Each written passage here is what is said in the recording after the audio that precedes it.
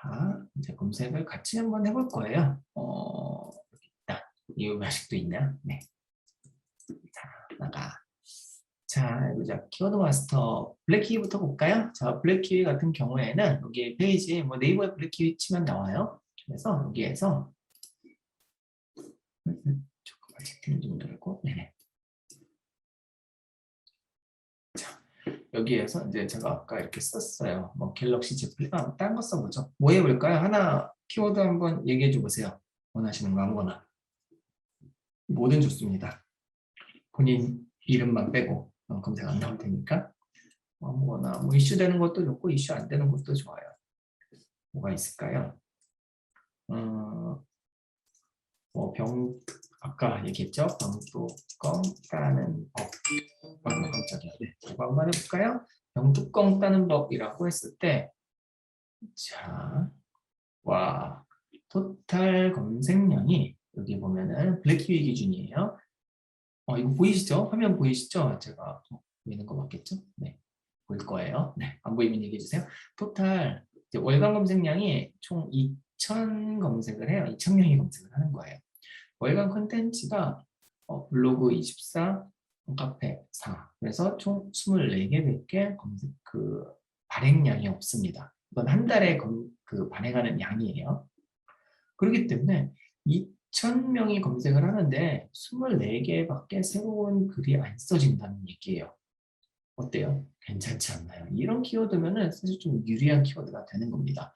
게다가 연관 키워드가 쫙쫙 나와요. 게다가 그것도 이렇게 나와요. 보통 모바일이 많기 때문에 모바일 위주로 보시면 되고요. 자, 블로그 총 발행량. 총 발행량은 이거는 월간 발행량이고요. 총 발행량은 또 따로 있어요. 자, 여기 보면은 뭐 병뚜껑 뭐 예를 들어서 이런 거 좋네요. 맥주병 따는 법. 근데 총 발행량은 360개밖에 없는데 검색이 2,000명이 검색을 해요. 이렇게 이게 비슷할 정도만 해도 굉장히 좋은데 넘어서잖아요. 이게 한 8배 정도 넘어서잖아요. 7, 8배.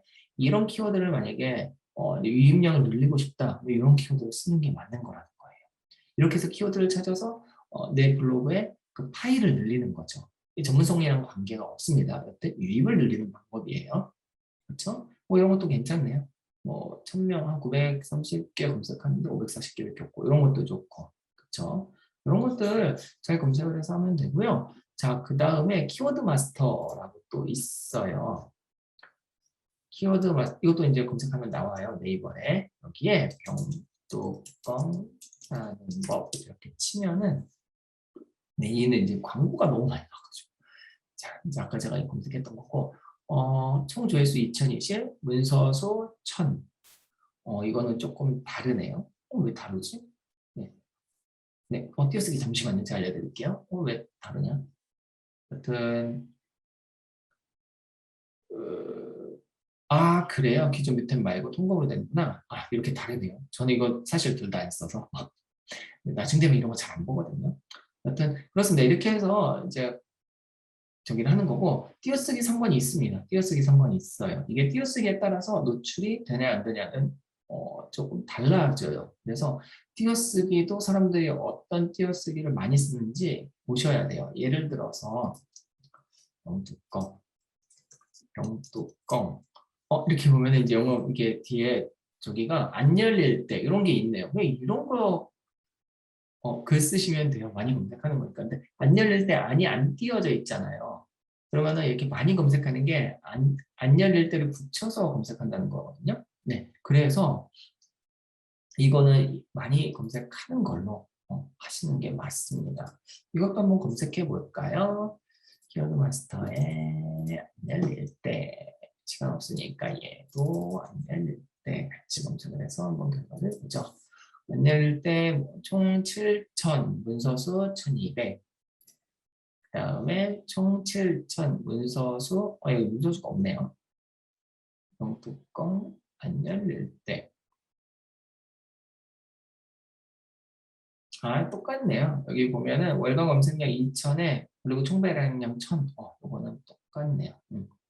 자, 이런 식으로 찾으시면 돼요. 아까 이거는 이제 한 달에 그 컨텐츠 양이 나오는 걸 이야기하는 거니까 자, 뭐 이런 식입니다. 그래서 이렇게 해서 키워드를 한번 찾아보세요. 그리고 제가 한 가지 또 팁을 또 드릴까요? 네.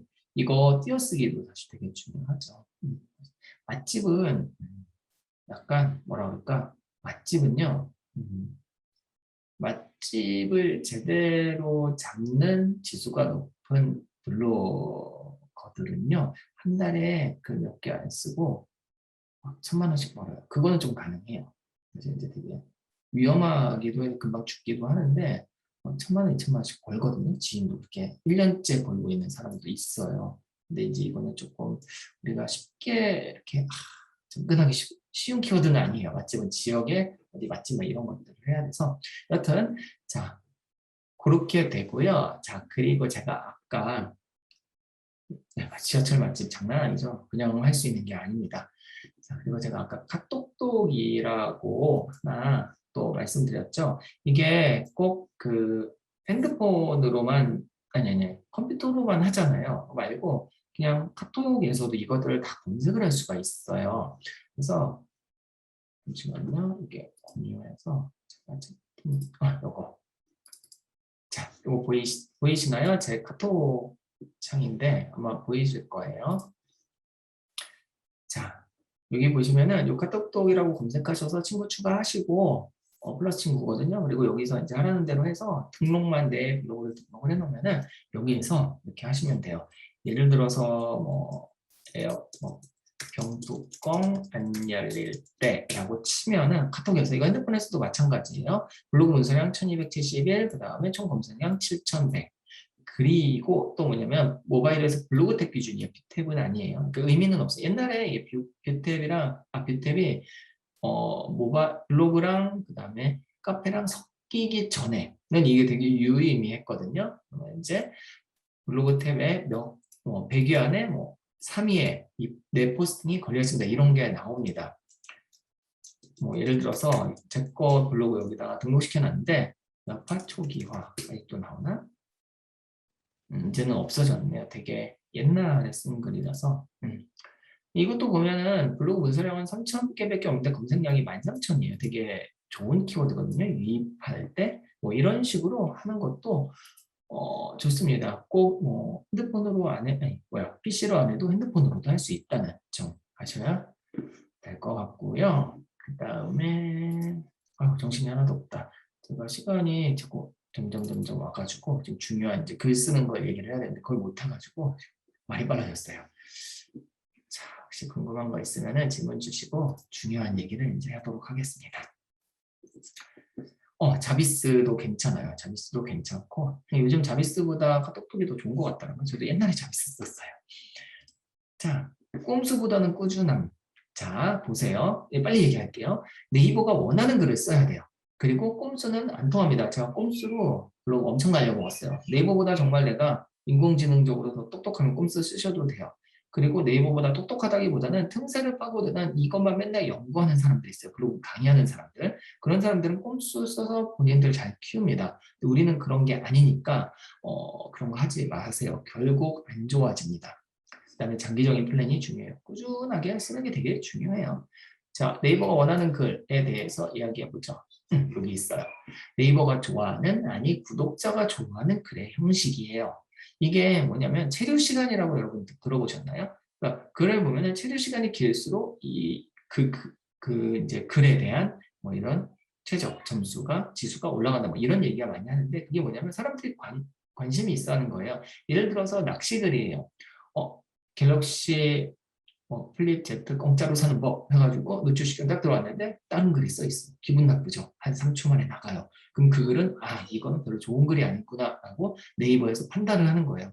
근데 네이버 플립 공짜로 사는 법 근데 그거에 대해서 막 자세하게 글을 막 써놨어요. 여기에서 사면 되고 여기 성지에 가가지고 한 다음에 이제 팔아가지고 어떻게 막 좋은 방법들을 썼다 라고 하면 그러면은 이제 이거는 계속해서 글을 보면서 체류 시간이 길어지니까 그 글은 좋은 글이라고 네이버가 판단하는 거죠. 글에 대한 내용은 네이버가 판단할 수가 없잖아요. 물론 판단합니다. 되게 신기하죠. 판단하더라고요. 근데 정확한 글은 판단 못하니까 이런 식으로 이제 그 판단을 하는 거예요. 걔네들이. 게임 블로그, 게임 블로그 별로 안 보러올걸요? 게임 블로그 하루에 글 한 6, 7개씩 써요. 저는 못할 짓입니다. 여튼 자, 그래서 이제 사진 개수, 글자 수, 글의 내용 배치, 키워드 배치에 대해서 이제 제가 말씀을 드릴 거예요. 되게 중요한 부분이죠. 이거는 반대로 생각하면 돼요. 왜냐하면 지금 노출이 잘 되는 사진 개수가 있습니다. 정확해요. 이거는 글자 수도 있어요. 글의 내용 배치도 있고 키워드 배치도 분명히 로직이 있어요. 지금 뭐 C랭크, 다이나, 뭐 다이아 로직 뭐 이런 얘기들 많이 하잖아요. 그래서 그런 것들이 있는데 예전부터 변하지 않은 건 있어요. 이게 계속 변화가 되거든요. 변하지 않은 건 있습니다. 그거부터 말씀드리고 이제 요 개수랑 글자 수 말씀드릴게요. 우선은 사람이 보기 좋은, 그 다음에 아까 이야기한 정보만, 그러니까 제목과 관련된 정보만 나열된 글이 아닌 그런 포스팅을 네이버는 좋아합니다. 어떤 방식이든지 그거를 찾아내요. 정말 똑똑해요. 단순한 예로 뭐 이런 매뉴얼 같은 거, 튜토리얼 적을 때도 그거보다는 내가 이거에 대해서 어떻게 생각을 하는지 나의 생각을 항상 같이 적어줘야 돼요. 제 생각에 네이버가 어떻게 판단하냐면 이거는 이제 키워드에 대한 관련된 그런 정보들을 다 입력을 해놓고 그거와 관련되지 않은 키워드나 이런 단어들을 분석을 해서 아마 하는 것 같아요. 이건 제 생각이지만 왜냐하면 제가 이거 다 실험해봤는데 그냥 정보만 적은 글과 내 생각을 적은 글 두 개를 같이 써봤을 때 같은 블로그에 썼어도 이 생각을 적은 글이 더 상단에 노출이 되더라고요. 제가 직접 해본 거니까. 그래서 이거는 되게 중요한 부분이에요. 그래서 그냥 정보만 막 나열하는 것보다는 가능하면 사람들이 보기 편한 그런 배치, 글의 배치나 이런 것들, 그러니까 구독자가 내 글을 보는 사람이 그런 것들을 좀 잘 고민을 하고 나만의 패턴을 가지고 그 패턴을 꾸준히 계속해서 중간에 잘 바꾸지 마시고 글을 쓰는 게 좋습니다. 하지만 팁은 있어야겠죠. 그렇죠? 사진의 개수. 자, 글을 쓸 때, 그러니까 앞에서 얘기한 거에 근간에서 이게 다 나오는 건데요. 내가 만약에 이제 그런 포스팅을 한다. 그래서 어떤 거에 대해서 뭐 좀 전달을 하고 싶다. 예를 들어서 전 리뷰 채널이니까 뭐가 있을까? 네, 여기 이제 이런 핸드폰을 리뷰를 하고 싶어요. 그럼 최소 이 핸드폰에 대한 기능과 뭐 이런 것들을 적으려면 사진이 몇 장 정도 있으면 좋을까요? 한번 생각해 보세요. 몇 장 정도 있으면 좋을까요? 혹은 뭐 이 리뷰뿐만 아니라 예를 들어서 15장. 그 정도면은 그쵸. 보면은 이제 한지우님이나 슈퍼마미우님은 15장 정도면 본인이 이거에 대한 정보를 어느 정도 가져가면서 지겹지 않겠다라고 본인이 생각을 한 거예요. 근데 이거 다른 사람들도 비슷하게 생각합니다. 예를 들어서 어디 수영장을 갔어요. 그 수영장에 대해서 뭐 소개를 하는 글을 쓰는데 막 50장씩 글이 올라가요. 그럼 보는 사람 기분이 좋을까요? 다 안 볼걸요? 주말에 나가죠. 5장만 사진을 썼어요. 그러면은 그 수영장에 대한 정보가 다 안 들어가요. 그렇잖아요. 그래서 한 10장에서 정말 내가 하고 싶은 말이 많다면 20장 정도가 사실은 하나의 정보를, 하나의 포스팅을 구성하는데 가장 좋은 사진의 개수라고 저는 생각합니다. 그리고 저는 그거에 맞춰서 쓰고요. 제 지인들, 우리나라 1등 블로거들도 보면은 한 10장에서 20장 사이로 사진을 채워요. 그리고 더 많은 양을 쓰고 싶으면 1부, 2부로 나누더라고요. 그것도 하나의 방법이죠. 자, 글자 수. 맞아요. 키워드 쪼개는 방법도 있는데 키워드 이거 좀 어려운데 키워드 쪽에 그러니까 1부, 2부로 나눌 때 키워드를 단 키워드를 잡아서 유입을 더 늘리는 뭐 이런 방식을 써요. 아무튼 자, 그리고 글자 수. 자, 글자 수는 감이 안 오죠. 사진이 1800자. 맞아요. 그쵸. 그 이야기는 사진 15장에 1800자라는 거는 사진 한 장에 100자 정도가 된다는 거고요. 100자 정도면은 이제 핸드폰에서 기준으로 봤을 때 한 대여섯 줄 정도가 됩니다. 그냥 그 정도가 보기가 편해요. 그냥 기본적으로 보기가 편해요. 사진이 있고 그거에 대한 설명이 핸드폰 기준으로 한 대여섯 줄 정도가 읽고 넘어가기 편하거든요. PC 기준으로 한 2줄 정도 될 거예요. 그러니까 그렇게 보기 편한 걸 기준으로 계속해서 글을 쓰시면은 네이버도 좋아하고 글을 보는 사람도 좋아해요. 그렇게 돼요. 그게 당연한 이치인 거예요. 그러니까 막 다른 사람도 사진 개수 무조건 몇 자, 뭐 글자 수 몇 자 채워라가 아니고 이게 다 이유가 있는 거거든요. 그 내용의 배치는 뭐 시간의 순서대로 하셔도 되고 내 생각의 순서 이런 거는 글의 내용 배치는 아무 의미는 없습니다. 그런데 키워드의 배치는 중요해요. 자, 볼게요. 예시를 드릴게요. 1번. 예를 들어서 내가 서울시 야외 수영장이라는 키워드를 노출을 시키고 싶은 거예요. 그래서 무조건 제목에는 한번 써야 됩니다. 제목에 한번 썼어요. 서울시 야외 수영장 괜찮은 곳 다녀왔다. 이렇게 썼어요. 제목을. 서울시 야외 수영장이라고 이제 키워드를 하나 썼으면 그 키워드를 1800자, 1500자를 쓰는데 반복을 해서 써야 이 글은 이 서울시 야외 수영장에 대한 글이구나라고 네이버가 인식을 합니다. 단순하게 생각해서 서울시 야외 수영장 재미있게 다녀왔다 했는데 재미있게라는 키워드를 잡고 싶다면 재미있게라는 글을 반복을 해서 쓰면 돼요. 물론 재미있게라는 거 잡는 사람은 없겠지만 그래서 이렇게 키워드를 내가 노리는 키워드를 반복을 하는 게 좋아요. 얼만큼 반복을 하면 좋을까? 이것도 한번 맞춰보세요. 몇 번 반복하면 좋을까요? 내가 글을 보면서 한 몇 번 정도 반복을 했을 때 글의 이질감 없이 좀 괜찮게 보일까? 자, 트래블토님은 5번, 안지현님 4번에서 6번, 슈퍼마밀님 5번. 답들을 본인들이 다 알고 계세요. 맞아요. 한 대여섯 번, 많으면 10번 미만 정도. 왜냐면 10번이 넘어가면 너무 키워드 남발이 됩니다. 글자 수가 1800자인데 거기에 내가 원하는 키워드가 10번이 넘어간다? 너무 많이 쓰게 돼요. 그러면은 내 사진 밑에 키워드가 다 들어가는 거예요. 글 이상할 거예요. 그렇게 쓰기도 힘들 거예요. 그렇기 때문에 한 4~5번? 이건 정답은 없어요. 그냥 4~5번 쓰면 괜찮은 거예요. 예를 들어서 내가 사진을 그래도 내가 좀 자세하게 쓰고 내가 자신 있는 분야여서 한 25장을 썼어요. 글도 쓰고 보니까 3000자가 썼어요. 키워드 몇 개? 한 6, 7개 쓰면 되겠죠. 좀 더 많이 쓰면 되겠죠. 이런 식인 거예요. 그래서 이 정도의 그 가이드만 잡고 쓰시면 되는데 문제는 이거를 맹신하다가 내 글의 퀄리티를 놓치면 안 된다는 거예요. 그게 더 중요해요.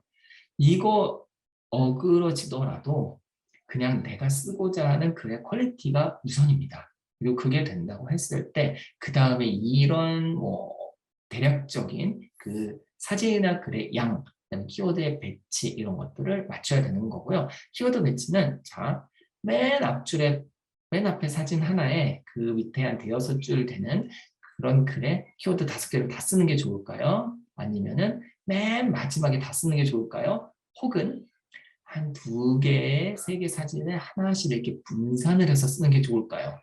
이것도 당연한 거잖아요. 그렇죠? 이렇게 당연한 거를 생각을 안 하고 그냥 아무 생각 없이 글을 쓰다 보면요. 노출이 잘 안 됩니다. 노출이 잘 안 되면은 사람들이 내 블로그에 들어오지 않고요. 블로그에 들어오지 않는다는 거는 블로그의 지수가 올라가지 않아요. 이렇게 연관이 되는 거예요. 그래서 나는 쓸데없는 글들 안 쓰고 나만 내 전문성을 하고 싶다고 하지만 그래도 지수를 높이기 위해서는 사람들이 좋아하는 원하는 정보성 글이든 아니면 지금 이슈성 글이든 이런 좀 사람들이 원하는 글들을 조금씩 같이 대신 그 글들이 키워드가 내 블로그에 카테고리와 맞는 키워드여야 해요. 네, 그래서 그런 것들을 하나씩 써주는 게 내 블로그를 키우는데 되게 좋다는 거예요. 그래서 그렇게 운영을 하셔야 된다고 말씀을 드리고 싶습니다.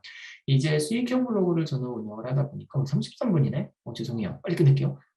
수익형 블로그를 운영하다 보니까 이제 업체에서 특히 이제 중간 이런 대행 업체들이 되게 많아요. 이런 광고. 가끔 메일 받지 않나요? 블로그 하시는 분들. 어디에요? 글 하나 써주면 10,000원 줍니다. 5,000원 줍니다. 20,000원 줍니다. 이런 거 있잖아요.